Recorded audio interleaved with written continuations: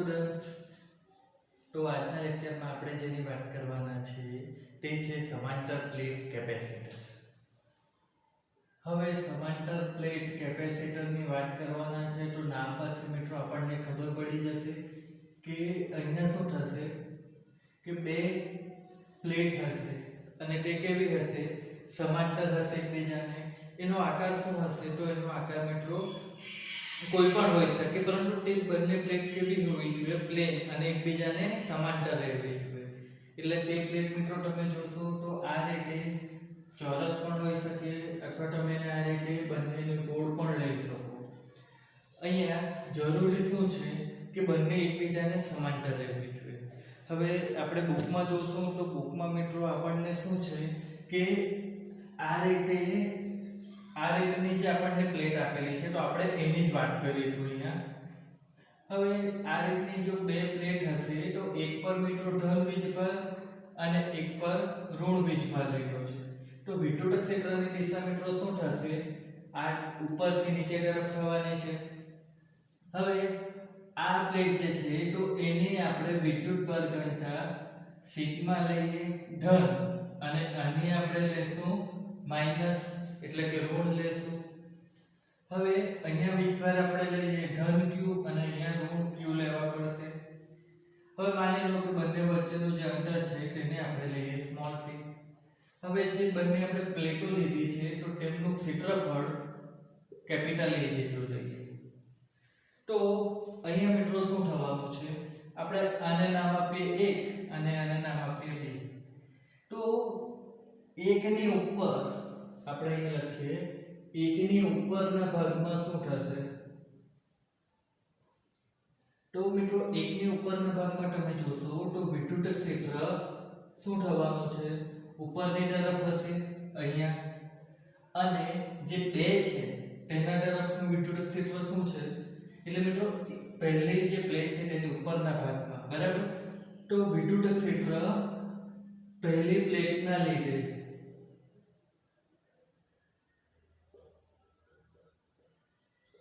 તો તે શું થવાનું છે, તો તે ઉપર તરફ હશે અને બીજી પ્લેટના લીધે તે શું થવાનું છે, નીચે તરફ હશે. હવે એ જ રીતે મિત્રો તમે અહીંયા જોશો તો બીજી પ્લેટના નીચેના ભાગમાં, તો નીચેના ભાગમાં શું થવાનું છે મિત્રો, તો નીચેના ભાગમાં પહેલી પ્લેટના લીધે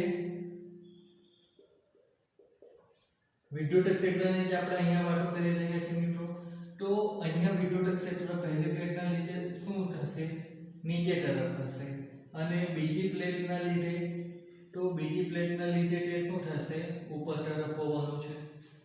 એટલે મિત્રો હવે અહીં આપણે આ જે પ્લેટ છે તો એ જે પ્લેટ છે તેને તેનું વિદ્યુત ક્ષેત્ર આપણે મેળવવું હોય તો એ મિત્રો આપણે પહેલું જે ચેપ્ટર છે તેમાં જે સૂત્ર મેળવેલું તે આપણે અહીંયા ઉપયોગ કરીશું. અને તે શું હતું કે અનંત સમતલનું પ્લેટ હોય તો તેના વડે મળતું વિદ્યુત ક્ષેત્ર તે આપણને મિત્રો સિગ્માના છેદમાં 2 એપ્સિલોન 0 વડે મળતું હતું. હવે અહીંયા તમે જોશો તો જે વિદ્યુત ક્ષેત્ર હોય તે શું થાય છે, વીજભાર ઘનતા અને પરમિટિવિટી બે પર આધાર રાખે છે. એટલે આ બે પ્લેટો એકબીજાથી કેટલા અંતરે હોય એના પર કશો ફરક પડતો નથી, કારણ કે અંતર પર આધાર રાખતી નથી. તો શું થશે કે 1 ની ઉપરના ભાગમાં, તો ત્યાં મિત્રો શું થવાનું છે, તો વિદ્યુત ક્ષેત્ર કુલ કેટલું થશે, તો સિગ્માના છેદમાં 2 એપ્સિલોન 0. પહેલી પ્લેટ છે તો તેનું સિગ્મા ધન છે એટલે સિગ્માના છેદમાં એપ્સિલોન 2 એપ્સિલોન 0 અને નીચે ઋણ છે એટલે હવે અહીંયા શું થશે, ઋણ સિગ્માના છેદમાં 2 એપ્સિલોન 0. તો આ મિત્રો 0 થઈ જશે. એ જ રીતે બીજી ના નીચેના ભાગમાં, તો ત્યાં પણ મિત્રો શું થવાનું છે કે જે વિદ્યુત ક્ષેત્ર છે કુલ વિદ્યુત ક્ષેત્ર કેટલું થવાનું, શૂન્ય થઈ જશે, કારણ કે એકના લીધે નીચે તરફ અને બેના લીધે ઉપર તરફ અને બંનેનું મૂલ્ય તો સરખું જ છે તો દિશા વિરુદ્ધ હોવાથી ઋણ શૂન્ય થઈ જશે. હવે આપણે જે વાત કરવાની છે તે બે પ્લેટોના વચ્ચેના ભાગમાં. તો વચ્ચેના ભાગમાં શું થવાનું છે, તો મિત્રો તમે અહીંયા જોશો ધન વીજભાર છે તો તેના લીધે વિદ્યુત ક્ષેત્રની દિશા આ હશે અને ઋણ વીજભાર છે તો વિદ્યુત ક્ષેત્ર અંદરની તરફ હશે એટલે આ ધનના લીધે આ ઋણના લીધે તો અહીંયા શું થશે મિત્રો કે આપણને કુલ વીજભાર કુલ વિદ્યુત ક્ષેત્ર કુલ કેટલું મળવાનું છે તો સિગ્મા અપોન 2 એપ્સિલોન 0 વત્તા સિગ્મા અપોન 2 એપ્સિલોન 0 કારણ કે બંનેની દિશા સરખી થઈ ગઈ તો શું થશે હવે તો આપણને સિગ્માના છેદમાં 2 ફક્ત એપ્સિલોન 0 રહેવાનું હવે સિગ્મા છે તે વીજભાર ઘનતા છે કેવી પૃષ્ઠ વીજભાર ઘનતા તો આપણે એના સ્થાન પર શું લખી શકીએ વિદ્યુત ભારના છેદમાં ક્ષેત્રફળ અને એપ્સિલોન 0 હવે અહીંયા આપણને આ વિદ્યુત ક્ષેત્ર મળી ગયું છે કુલ હવે આપણે વાત કરીએ વિદ્યુત સ્થિતિમાનની તો વિદ્યુત સ્થિતિમાનનું સૂત્ર શું થવાનું વિદ્યુત ક્ષેત્ર ગુણ્યા અંતર તો વિદ્યુત ક્ષેત્રની કિંમત આપણને મળી છે q ના છેદમાં a એપ્સિલોન 0 ગુણ્યા d તો આ મિત્રો શું થયું છે આપણને વિદ્યુત સ્થિતિમાન મળી ગયું છે હવે મિત્રો સમજો કે આપણે સમાંતર પ્લેટ કેપેસિટરની વાતો કરી રહ્યા છીએ તો આપણે અહીંયા સમાંતર પ્લેટનું કેપેસિટન્સ કેટલું હોય તે શોધવાનું છે તો એના માટે મિત્રો આપણે પાછળનો જે લેક્ચર છે તેમાં આપણે કેપેસિટન્સ શું છે તેના વિશે ભણી ગયા તો ત્યાં આપણે ભણ્યા હતા કે c બરાબર શું થાય q ના છેદમાં v એટલે અહીંયા મિત્રો જે કેપેસિટન્સ છે તે શું થાય છે વીજભાર અને વિદ્યુત સ્થિતિમાન પર આધાર રાખતું હોય છે બરાબર એવું બિલકુલ નથી કેમ કારણ કે વિદ્યુત સ્થિતિમાન જે છે તે શું થાય છે કે વીજભાર પર આધાર રાખે છે એટલે વિદ્યુત સ્થિતિમાન વધે તો વીજભાર પણ વધી જ જવાનો હોય છે તો પરિણામે શું થાય છે કે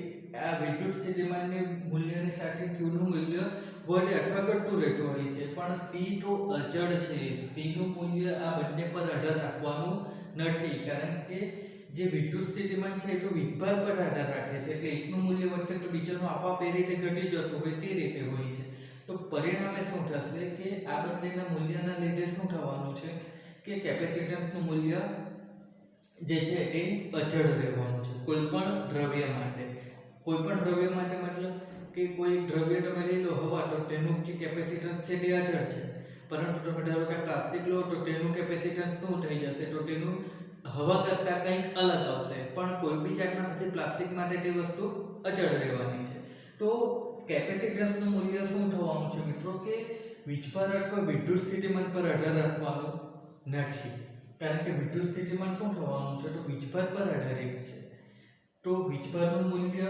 વધે તો વિદ્યુત સ્થિતિમાનનું મૂલ્ય પણ વધી જાય અને પરિણામે શું થશે કે કેપેસિટન્સનું મૂલ્ય તો તે જ જળવાઈ રહેવાનું છે એટલે કેપેસિટન્સનું મૂલ્ય તો અચળ છે મિત્રો તે વીજભાર કે વિદ્યુત સ્થિતિમાન પર આધાર રાખતું નથી પરંતુ એ જે મૂલ્ય છે એ જે આપણી સમાંતર પ્લેટ કેપેસિટર છે તો તેમાં શાના પર આધાર રાખે તે આપણે સૂત્ર મેળવશું અહીંયા ત્યારે આપણને ખબર પડશે તો જો કે c બરાબર શું આવે q ના છેદમાં v તો q અને v નું મૂલ્ય શું મળ્યું છે q એ એપ્સિલોન 0 ના છેદમાં d આ રીતે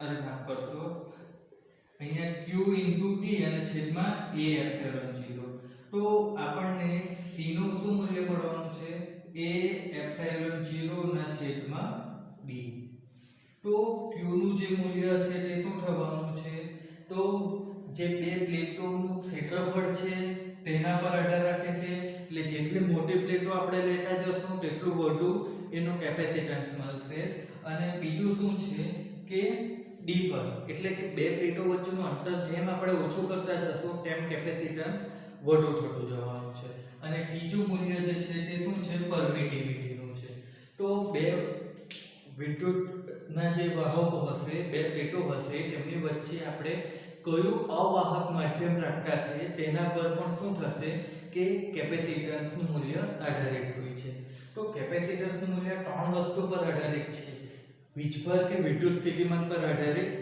નથી તો અહીંયાથી આપણને શું થાય છે કે કેપેસિટન્સ માટેનું એક નવું સૂત્ર મળે છે c બરાબર a એપ્સિલોન 0 ના છેદમાં d તો હવે અહીંયા મિત્રો આપણે પાછલા વિડિયોમાં એક ક્વેશ્ચન મૂકી આવ્યા હતા કે એક ફેરાડે જે છે એ ખૂબ મોટો એકમ કહેવાય છે. તો કેવી રીતે તે વસ્તુ આપણે જોઈએ. હવે અહીંયા આપણે જોશું કે આપણને એક સૂત્ર મળે છે. એમાં આપણે a ને સૂત્ર કરતા બનાવીએ તો આપણને શું મળશે? c d ના છેદમાં એપ્સિલોન 0. બરાબર. તો હવે આપણે કેપેસિટન્સનું મૂલ્ય જો 1 ફેરાડે લઈએ તો આ 1 થશે. હવે આપણે d જે અંતર છે તો એ અંતરને મિત્રો આપણે 1 સેન્ટીમીટર લઈએ એટલે 10⁻² મીટર થશે. તો 1 × 10⁻² મીટર. બરાબર. હવે જે છેદમાં એપ્સિલોન 0 છે તો તેની કિંમત તો અચળ છે 1.85 × 10⁻². તો મિત્રો આ જે જવાબ આવવાનો છે ને એ જવાબ 10⁹ માં આવશે. 10⁹ મીટર સ્ક્વેર. તો મિત્રો અહીંયા તમે જુઓ કે આ મીટર સ્ક્વેર આવે છે.